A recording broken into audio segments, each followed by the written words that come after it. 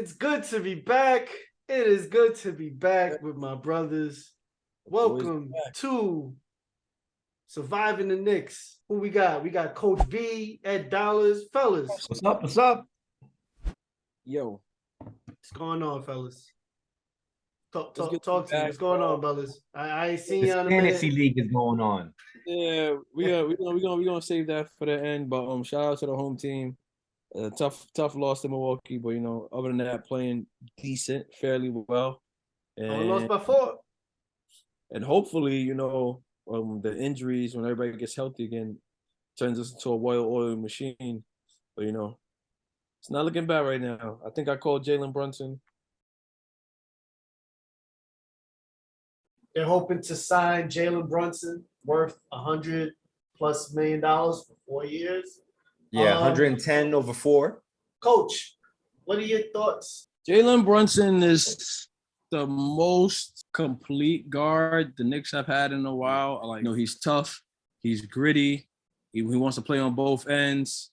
I'm sold on Brunson. You did. Yes, you did. Yes, you did.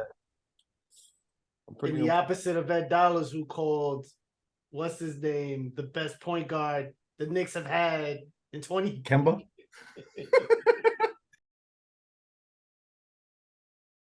Kemba Walker signing onto a 2-year, $16 million contract where he's making $8 million a year.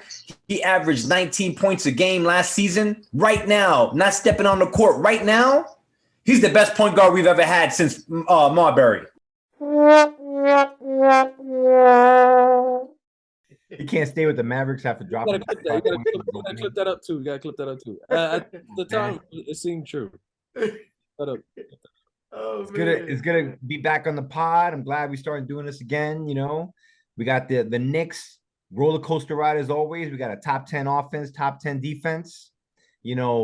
Strictly mediocrity. You know what I'm saying? But I'm glad for Randle. I'm elated for Brunson. RJ's treading along.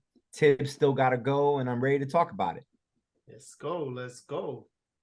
So, fellas, we're watching early on.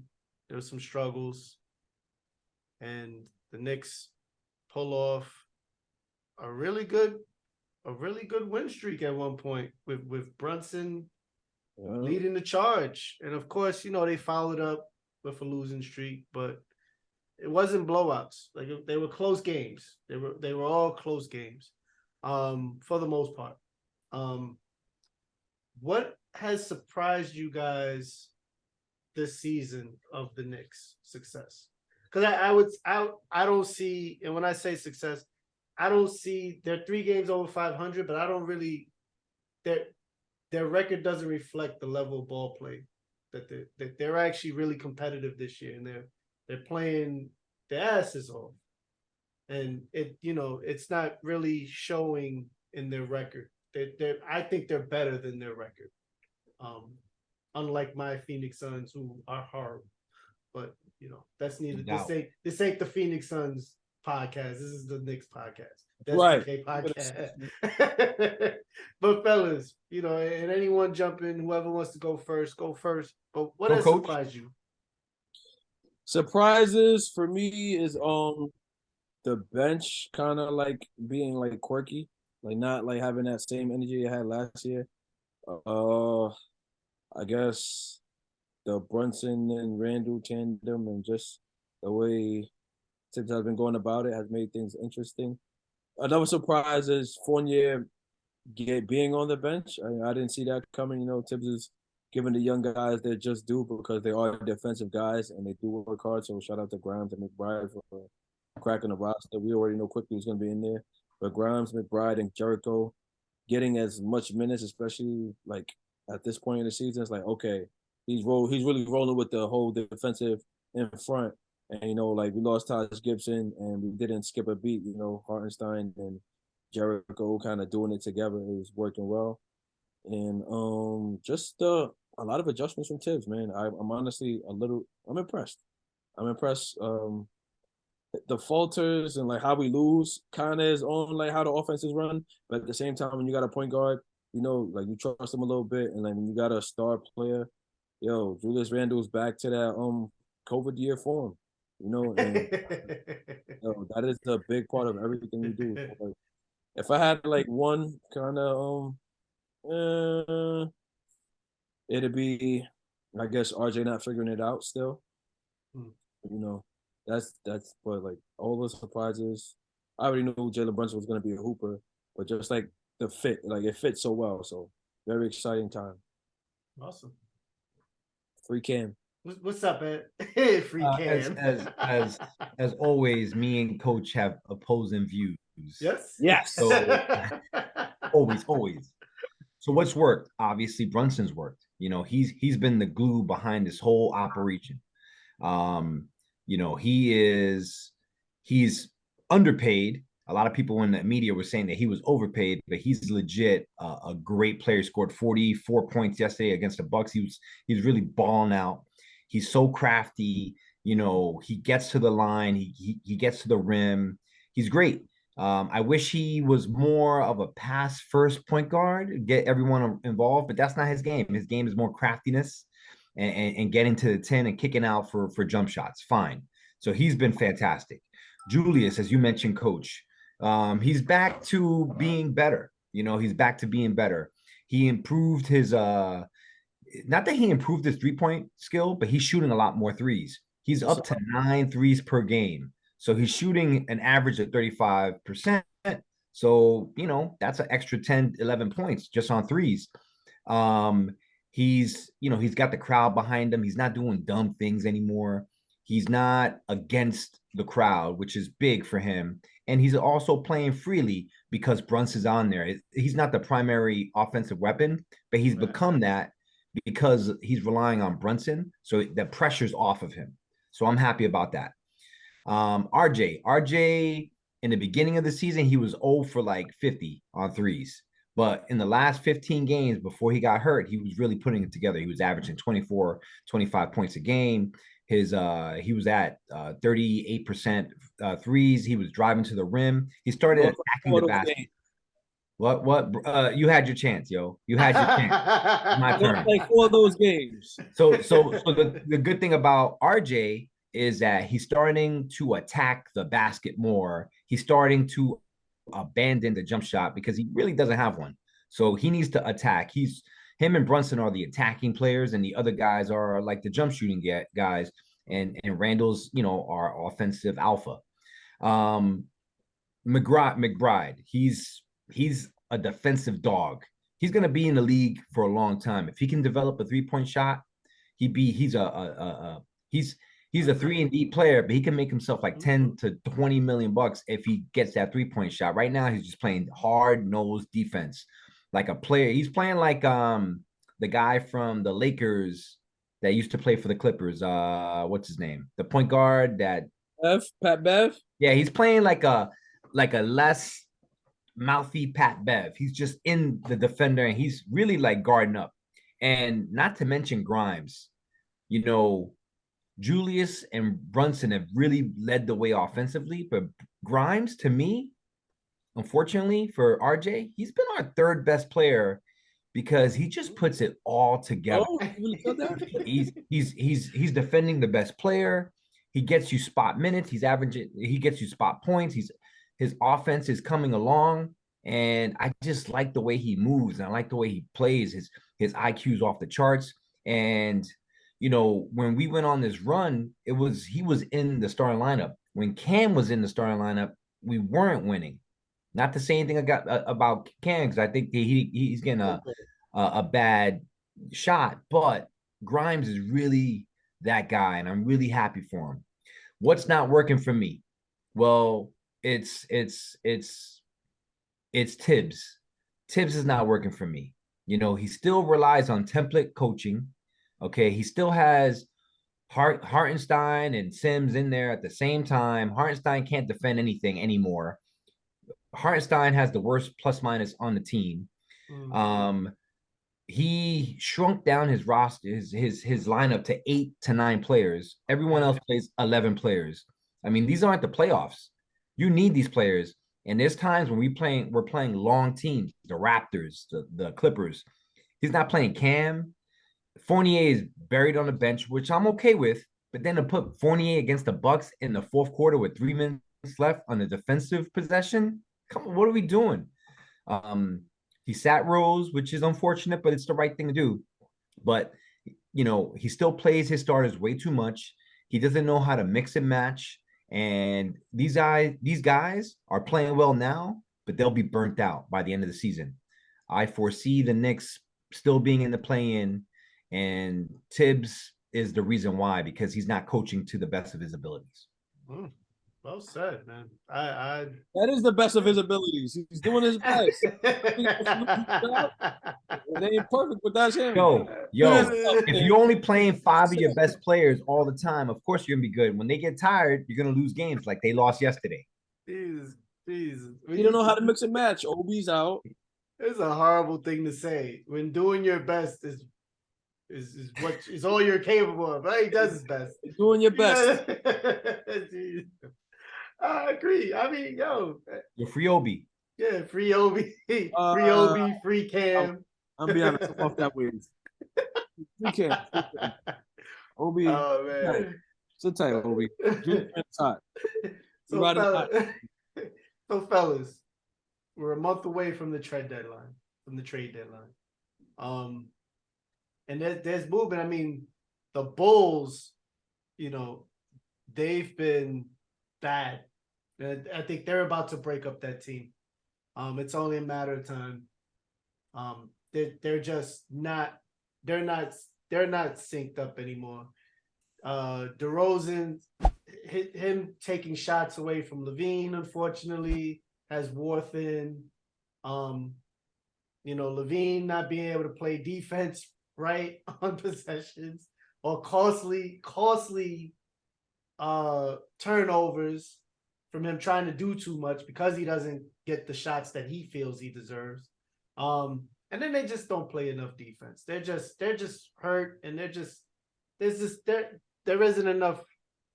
I don't know. They just seem lost, and they're split up. Toronto's another team, right? And I was talking to one of our guys, Ryan, and I'm like, I think it's time to break them up. And he's like, oh, really? And I'm like, listen, I think they were betting the bank on Scotty Barnes to be better because he was really good in his rookie season. But now, second year, every rookie kind of goes through that second year where you get scouted. And now everybody knows that you can't go left or go right, or that you don't have a jump shot, or, your tendencies get picked apart. And everybody knows what we know. You know what I'm saying? You watch Toronto, you see Barnes, he can't shoot. And he drives to the basket, they load the lanes up on him. And so, it ends up, he ends up making costly mistakes, and he's been frustrated. He's had some good games as of late, but I mean, the question is, do you win just enough to make the playoffs and then get a mid-rounder that doesn't pan out? It's a bad recipe. I mean, you can stay consistent with just winning, but I think if you're trying to win a championship, you gotta make the moves you really don't want to make. But if we're talking, we're not talking about anybody else, really. This is about the Knicks. Do you think the Knicks should stand pat, or do you think they should make a move? And if you feel like they should make a move, who's out there you feel like they should make a move for? Hey, let's go with you first, brother, since you were gracious enough to hand it over to Coach. That's who I am. I'm Mr. Grace right here, bro. Should they make a move? They should make a move, but they should expel players rather than get players. I think that Derrick Rose should go on a contender. I think that Cam needs to go. And I think we got to sell Julius, man. Sell him high. Get like draft picks, man, because what? I don't know. Yeah. I just don't like his game anymore. I know. I was a big proponent of Julius. Listen. And they're not going to trade him, but this would be the time to trade him, because what is this team, man? We're on the track of mediocrity. We're a playing team. We may not even make the playoffs. We're playing good now, but we're gonna get tired.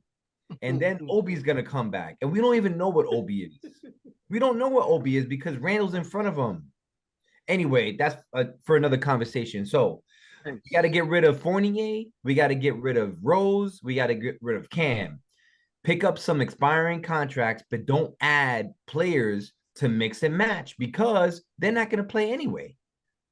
You know what I'm saying? Let's let the young guys rock. Let's keep on getting the ball to quickly. Let's see what McBride have. If anything, we need like a wing on the cheap because we don't have enough threes. But there's names out there like Zach. What? Fournier. He's done. He can't play defense. He can shoot, but he can't play defense. He's better on the Lakers than he would be on the Knicks. You know what I'm saying? Let's consolidate what we got. Let's get rid of Fournier. Let's get some draft picks. You know what I'm saying? And let's see what we got. But there's some weird speculation out there. Zach LaVine and like giving him the Mitchell package that we never gave for Zach LaVine. OG Anunoby, which he would be good, but for whatever reason, Zach Lowe from The Athletic was like, don't be surprised if OG Anunoby gets the same thing that the Mitchell trade was. Like giving up all our draft picks for OG Anunoby? I don't think so. Definitely not. If we were to get Zach LaVine, it just doesn't. Then RJ would have to go because it doesn't work with RJ being on the lineup and Zach and Julius and Brunson. It's not going to work. So I don't understand these trades. Zach is 27 years old with knee issues. He would be amazing at the Garden, but I don't see it. Again, I think we stand back. I think we consolidate our trades. I think we get rid of the people that we get rid of. We get expiring contracts and see what's going on. But I don't think that this team is ready to compete yet. All right, you ready? Oh, you lost me, bro. Julius Randle, again, the heart of the team, productive, in his prime. Like, you want to get rid of the guy. Where we going? We're going to win a championship? Where we going? So basically, you want to be the 76ers. We got to trust the process. Tank until we get Wemby, right? No, but we don't have that's a terrible idea. I'm sorry. We don't have Embiid. We don't have Embiid. And we don't know what we got in Obi. We may have a perennial all-star in Obi. We do know he's a 4-year guy, right? He came out of college 4 years, and like he's athletic, man. And we should trade Obi. We got to trade one of them. That's fine. He hasn't developed his strength and like his core game to say, okay, he could be really effective. He could be a 20-point per game guy. Is it likely? Yeah, but he doesn't have time for the consistency. We don't got time to watch him grow. Tibbs has got 100 wins, man. He's trying to keep going. He's not trying to slow down. Coach, what happens if we don't make the playoffs this year? What are we? Then maybe small chance you blow it up. But in reality, win, lose, or draw, you got Randle, you got RJ, you got Brunson, you got Mitch. Hold on to that, man. Like you want to keep the young guys, McBride quickly, Jericho, hold on to that too. Grimes, hold on to that, and then we get compact those veterans that are no longer fit. I'm cool with getting rid of Fournier at the end of the season, but don't say you want to get another shooter. The kid can shoot. No, he's barely in the lineup now. If you want to get somebody 6'8", athletic, plays defense, Grimes is on the roster. No, we don't got a wing, man. We need another wing. Does it not fit the bill? We need another Cam. And Cam don't want to play for the Knicks. Yo, his mindset is off, but he does fit the bill. So now, right? You take Cam. You try to get a kid like who's on the Pelicans, a Trey Murphy, all right, or Herb Jones. You know they're young pieces that are stuck in the roster, but maybe you can pluck away a DeAndre Hunter. His price is a little high. But, those are defensive guys, that catch and shoot and can fit the bill of a strong quality defender and be more sold in their role. And honestly, RJ has to figure out how to play with the second unit and let that be his go time. Like they kind of started working towards that, and I think that's something they need to keep. But his minutes got to go down until we figure out either Julius Randle contract is over, and then we want to give RJ the reins, or Brunson got a good thing going. Everybody just has to continue to play offense. But like all three of them, two of them know how to get their shot together. RJ's the only one that doesn't fit. So stay with the second unit, wait your turn. You got paid, right? When Julius Randle's contract is up, we can revisit his role. We can revisit his pay. But for right now, if he's a workhorse, work him. Coach, where they going? Second round. First round Subway Series with the Nets. We're not making the playoffs. Subway Series with the Nets. We're not making the playoffs. First round, we're gonna be in the play-in. That's nasty. I'm a Knicks fan. I've been watching this team, and I'm watching them, and I know that they're gonna burn out. Randle going for 40 minutes, 44 minutes. Then you plug Obi. Plus 30. Then you plug Obi. I don't know. I don't like it. Yeah. Listen, we definitely need to compact. I hate to say it, like Cam's build, Cam Reddish's build is a coach's dream. It is. And you know what the weird thing is, that when Cam was playing, he was legit. He was playing well. It's just that we were marred in the losing streak. You know what I'm saying? Yeah. But he didn't. It doesn't fit with the roster we have. Correct. But when Grimes was out and Cam was playing, I enjoyed him playing. Honestly, they should put those two together. They really should. I don't think they've seen enough time on the floor together. They can put those two together quickly. Obviously, better as a two. That's it. Like that's just, and then we got a lot to figure out. But if you want to package them for a Zach LaVine, then RJ has to go on the bench. And I honestly think Zach LaVine will make more baskets because he's better at that than RJ. He will make more baskets, but he'll give up a lot more baskets too. Yes. So like manage it. But we're not a fast team like that. Like our team is slow. Slow down. And that was like, it's slow because of Julius. Managing a Zach LaVine is a thing. Like people said, Donovan Mitchell could have scored 71 for us. But would that really have made us that much better? Are we going to the conference finals with Donovan Mitchell? No. So we're the same team either way. Well, it doesn't matter. We're the same team either way. Yeah, but at least I don't know. I think the Knicks are a slow team because of Julius. Part of the team, and because of Julius and Mitchell and Mitchell for the most part. I think they're trying to make that happen. They're trying to complement Julius's style too much, and I think the Knicks are a lot more successful when Brunson is in control. Like, I don't think Brunson can be a pass first point guard on this team because he has to score as he's picking his spots to score. And at times when the Knicks can't score. Making the game easy for himself makes it easy for everybody else. And it's like Julius is just, I think he's doing great. I'm happy for him. But if you're the Knicks, I agree. I think I said it in one of our chats, and y'all kind of were like, oh, and I was just like, now would be the time to trade him because people want him now. His name is back in the buzz in the on Bleacher Reports and a lot of insider stuff. His name is popped right back up.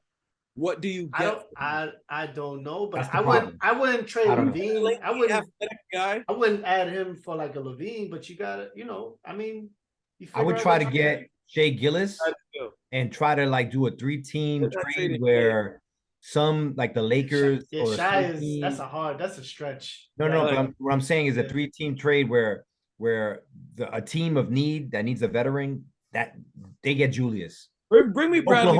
Oklahoma gets a bunch of draft picks, and we get Shea Gillis, something like that. He's unavailable. No one trades Shea. Shea's on the come up, man. I mean, he's not going to start. He's not going to start in the All-Star game, but he definitely deserves to be on that bench.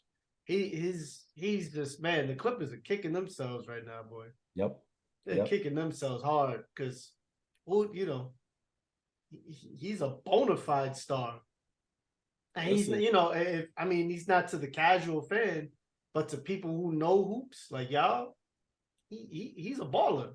He's if we're lucky, we get a Miles Turner, we get us a bonus. We don't get anyone that makes an impact, unless we're willing to dump all the picks.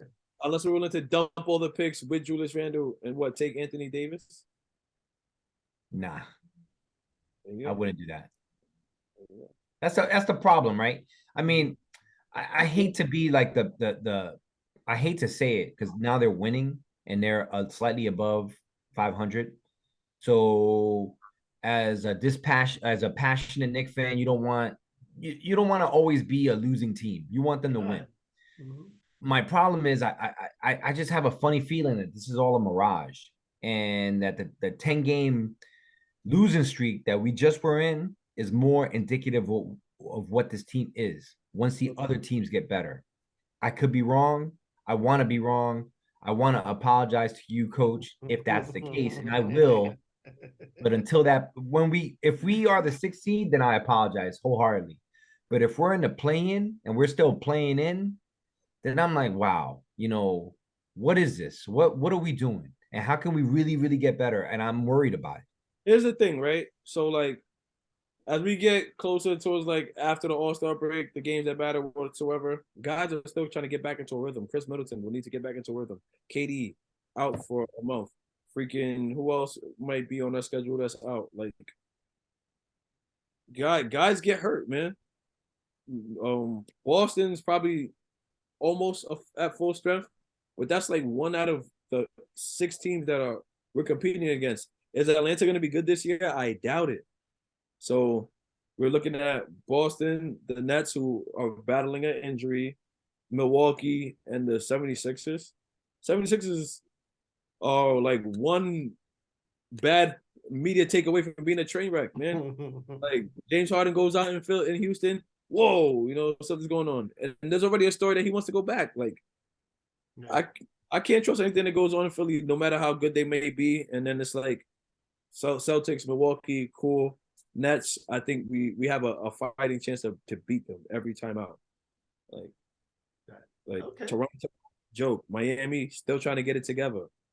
Like, we're almost halfway through the season. Miami still has not been effective. Like, we're in a good spot. No, you're definitely right. I mean, the Pacers have a winning record, and they're about to blow up their team. Like, well, so they say.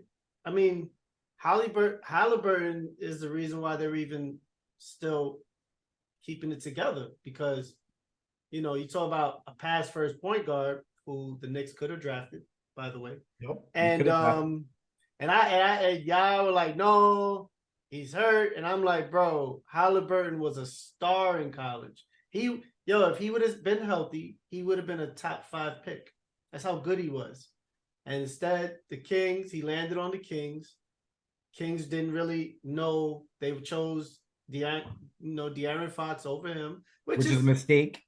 I mean, it's touch. I mean, it actually kind of worked out for them, right? Because they got the Sabonis and they both made the All-Star game. That's a hard choice. I think De'Aaron Fox is good, and they had invested in him, so it's hard to say that you got this kid. It happens, people get traded all the time and blossom in other situations. That's what the NBA really is about. It's about your situation, whatever, the best situation for you. And, the people that are fortunate enough to land in those situations, like Julius, you know what I mean? And Halliburton, stuff like that, and players like that, they get a shot. Personally, I think the Pacers are tough. That's a tough team. They keep it together. If they don't, then it is what it is. I don't see why they should trade those guys unless there's rumblings where they're not really going to be able to re-sign them. But they're not happy. They're going to trade those guys because they're not happy and they don't fit their timeline. Turner's 27 years old, while those other guys are young, except for the Dominican kid that's 24 years old, 25 years old. He lied on his birth certificate. Yeah. That's what happens in DR. You get a fake birth certificate. But anyhow, I mean, listen, it is what it is. I don't see, even with, I don't know, I guess you got to trade them for whatever you could get, but the trade pool is slim pickings, bros. To me, I mean, the Bulls aren't going to give up DeRozan. And you look around the league, Toronto, they might break. I mean, if they break them up, because there's no indication whether they're going to break them up or not. I mean, if they broke them up, then you got something to talk about. Because do we really want Siakam or somebody though? Huh? Do we really want Siakam? Like Siakam's good, bro. Siakam's nice. Yeah, Siakam's good. But like then what's but not on the Knicks. He's the same as Randle. Yeah, exactly. He's Randle. Randle. I mean, Beal has just been using all his sick time, so you know what you're gonna get, but that's probably the guy that they probably would try to get. I mean, because right now we don't have a shooter, a knockdown shooter. You know what I'm saying? But Beal isn't a knockdown shooter. He's a scorer. He's gonna get buckets. Yeah, he's gonna get you buckets. And I think he'd be all right. I think he'd be good in New York. But do the Knicks really need that? And we're really gonna pay him $200 million and Randle $100 million because he signed Brunson $100 million. And I think it would take Randle to get him, because number one, you got to make the salaries match up. They got KP out there who may make the All-Star game. Bring him too. Oh man! So finally, I wanted to bring up our fantasy league. Here we go. The fantasy league. Here we go. Of all fantasy leagues, right? I want to say first and foremost. What you want to talk about the fantasy league? The two guys on this podcast, I learned so much from, because I went into this reading the rules, like a kid in school reading the textbook, and then having to be matched up against these guys week 1 and 2 was the craziest shit ever. Because number one, Coach B does not sleep, or he wasn't sleeping back then. So he was up. I'm going into recent activities that first week, and he's up at 3:30 in the morning making moves, and I'm thinking, shit, is this what I got to do? Yo, it was crazy. I truly did not want to be matched up against Coach B in the first week, being that he had the first pick in the draft, but he drafted whack, so I felt like I could beat him. But I did not want to be matched up against him in the first week. He had experience on me. I didn't know how to do fantasy basketball. But I learned from him, okay, I'm gonna try to match him and figure things out. And then I had to be matched up against Ed Dollars, who's another veteran. And he beat me. He beat me. And we're going at it. We're making moves on a daily basis. I'm cutting players that I probably shouldn't have ever cut just to try to beat them. And it was like, I was so angry. Like, I was like, I fucking lost. Now you look at you now on the king of the hill. Listen, man. The top guy. Listen, we're man. at the top, right? That's where we're going to. Listen, man. That's the end of this conversation. Listen. I mean, it's evident, but at the same time, it's evident. But I came from humble beginnings. That's all I gotta say. I came from Now, for the audience, I just want to explain what this fantasy league is. So Just Heck messed it up, and it's basically whoever has the most points for that week, not the average points, the most points. So you are constantly, every single day, you can actually take your players out and put other players in. So the only thing that matters is the amount of points you have at the end of the week. Usually in these fantasy leagues, it's the average points for that week. So let's say your player gets hurt but doesn't play, then those stats don't count. In this league, he gets 0 points, not the average. Listen, I didn't know. I just went into setting. I just set it up, and I tried to ask you and you didn't give me feedback. You was like, oh no, yeah, I'm gonna get back to you. So I was like, yo, I don't know how to set up this league. So I just set it up. Like, and then Ed wants to be like, oh, well, no, you should have did it like this. Like, you didn't tell me when I set it up. So this is next year. So now we got to monitor this thing every single day. Every day we got to look at this. Someone gets hurt, every day you got to bench him or put him on the IR. I think the funniest shit is Coach B and Wall Street.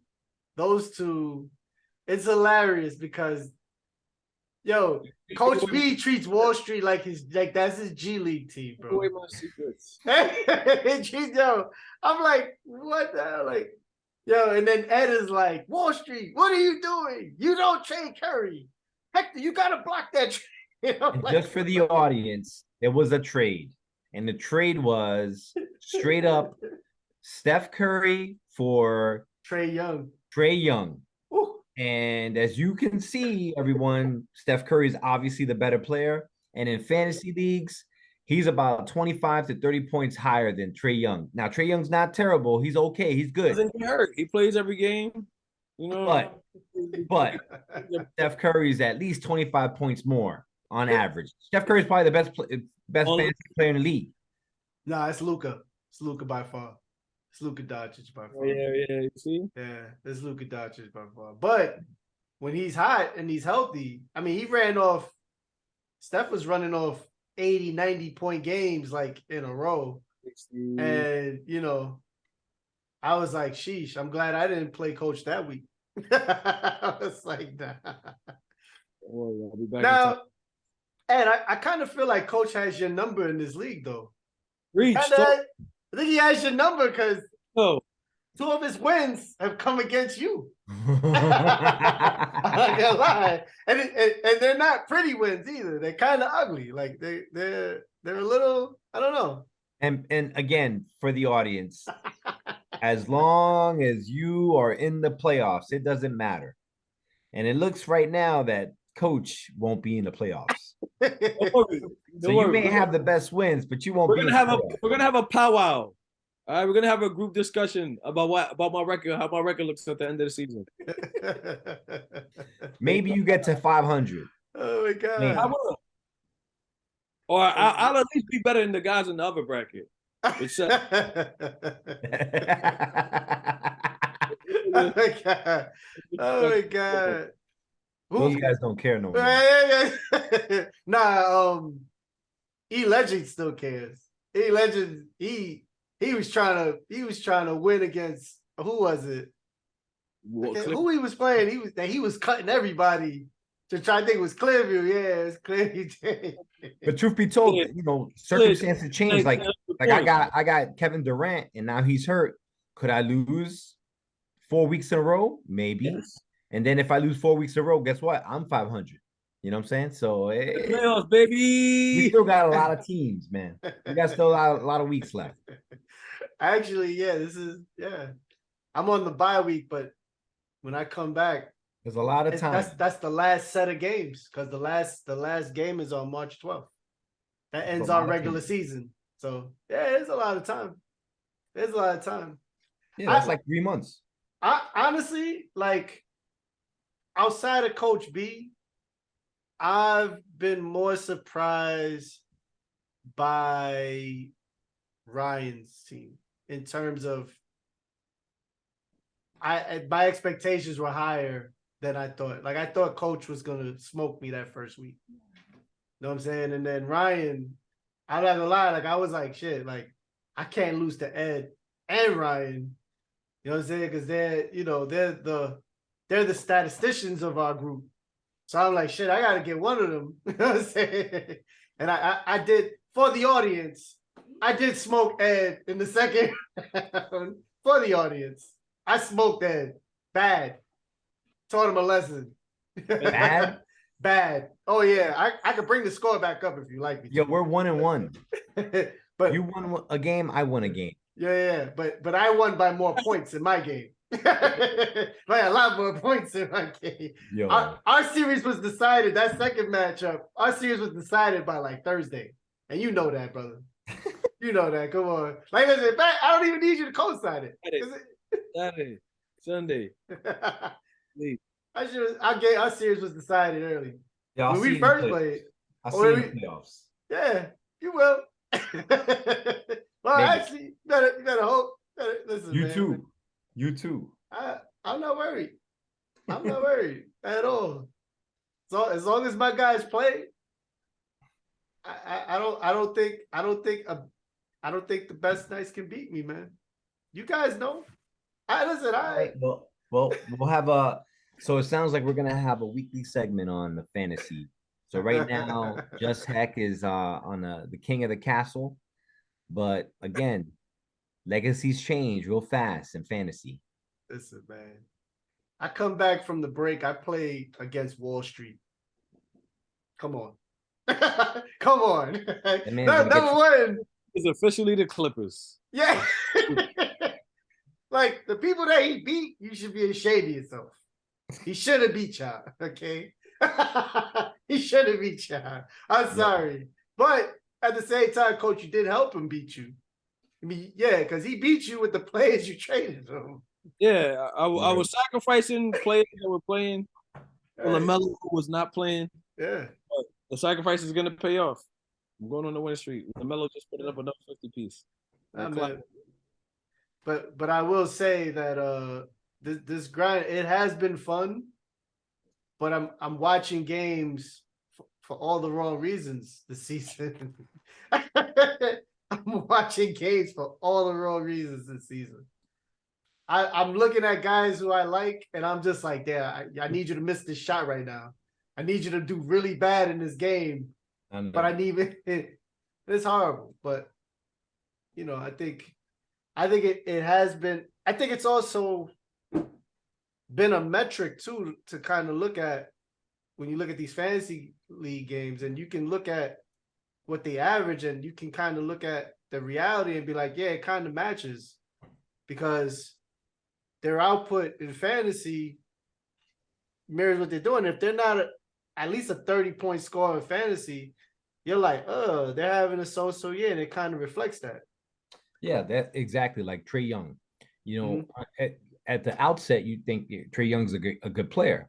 Mm-hmm. But in fantasy, you can see that, you know, he turns over the ball a lot. Yep.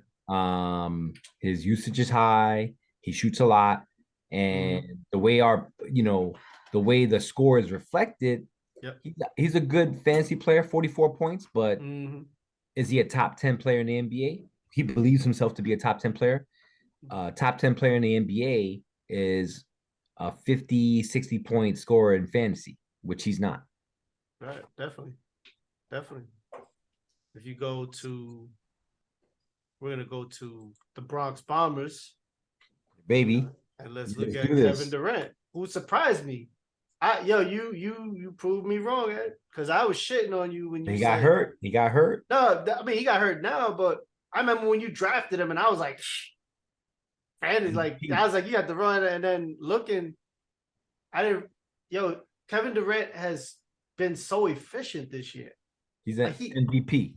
Bro, he gets you 35 on like 14 shots. Who the hell's doing that? You know what I'm saying? Like Zion's doing that too. Yeah. Zion. Yeah. But he I think Zion next year, when we do this again next year, I think, he'll be on your radar a bit more. Yeah, I didn't want to touch him. I touched him and then used him as guys. trade next year we're gonna put some money on all this. Why not? And for the viewers, this is a free league. This is straight up for bragging rights. And we talk shit to each other every single day. We wake up in the morning. Just Heck is sending us good morning hate email. A troll. Yo, boys, I gotta roll. The missus is looking at him.